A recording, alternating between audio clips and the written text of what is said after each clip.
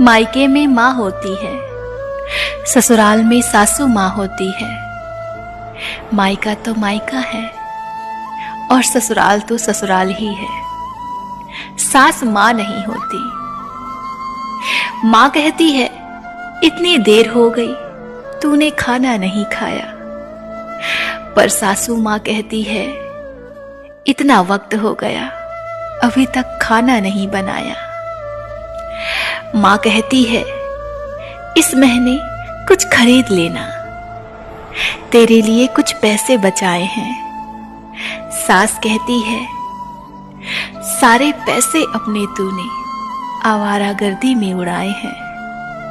माँ कहती है जो मन की हो वही किया कर। सासू माँ कहती है बस ससुराल वालों की ही सुना कर।